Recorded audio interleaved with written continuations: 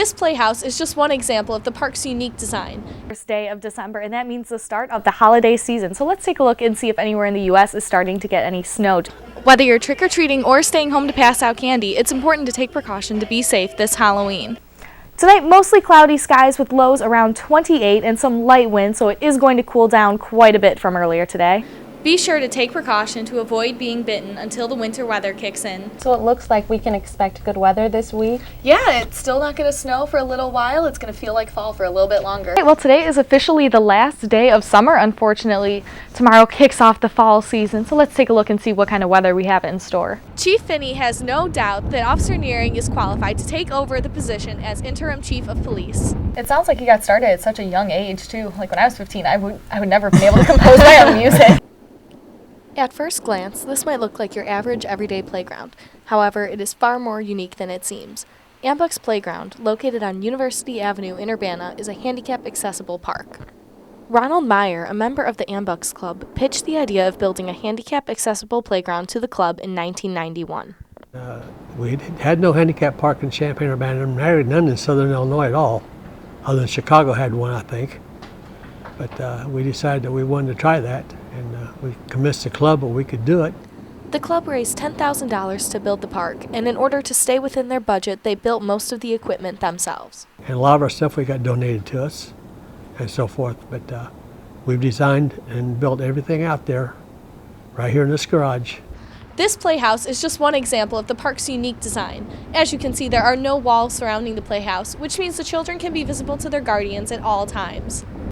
If you notice, the sandbox is built so a child can roll his wheelchair up to it, put his arms in the sand, and play in it, and stay in his wheelchair. And we wanted everything to be wheelchair acceptable if possible. The park is also used by Ambuck's and the Urbana Park District as a place to host events and activities for the disabled. We have the Tom Jones Challenger League. That's a baseball program that's done in the summers on Saturday mornings. It's geared to people with disabilities, mostly children. Bartlett encourages residents to visit the park once the weather is nice again. It's a really great lunch picnic spot. A lot of people just pull their car over as they come into Urbana, and obviously with the shade there, they'll sit and eat their lunch. In Urbana, Kelly Durkin, UI7 News. It was just announced yesterday morning that an interim police chief has been chosen for the Champaign Police Department. Holly Nearing will fill this position beginning December 5th, when the current police chief, R.T. Finney, leaves for vacation. I'll come back at the first week of January, and I'll still be chief at that point until I retire on the 20th. And then she'll take over permanently from there as the interim chief. Chief Finney has no doubt that Officer Nearing is qualified to take over the position as interim chief of police.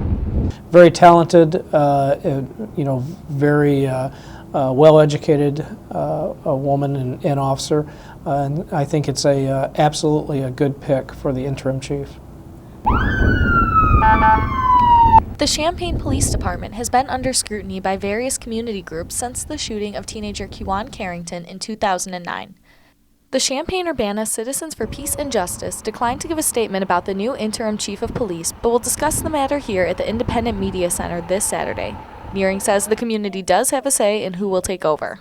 The City of Champaign, in their selection process for police chief, has several community members on the selection panel, and the community will be involved in meeting the chief's candidates. So the city is taking community input on the candidates. Nearing hopes the community's involvement in selecting the next chief will help resolve the trust issues. Most police departments do have community issues. We'll continue to reach out to the community and work through it. The department plans to select the new chief of police in January. In Champaign, Kelly Durkin, UI7 News. Halloween is only a few days away, and the children of Champaign are getting excited. Riley McDade's favorite part about celebrating Halloween is picking out the costume she will wear when she goes trick-or-treating. It's pretty cool. It has like this ruffled. Has like ruffled there and the hat, and it's cute. Although Halloween is a fun and exciting holiday, it's also known for being a dangerous one. Whether you're trick-or-treating or staying home to pass out candy, it's important to take precaution to be safe this Halloween. Assistant to the Chief of Police of Community Services, Renee Dunn, has tips for how to stay safe and alternative options for those who want to celebrate the holiday but don't want to be trick-or-treating this Halloween. We really want to remind parents that, number one, kids should not go out trick-or-treating alone. Travel in groups if they have to. Encourage kids not to enter anyone's home. If your children will be trick-or-treating without an adult, there are still ways to make sure they stay safe. Plan the route that they're going to take. So that way you know that they're going to be back by a certain time. You know exactly where to go look for them.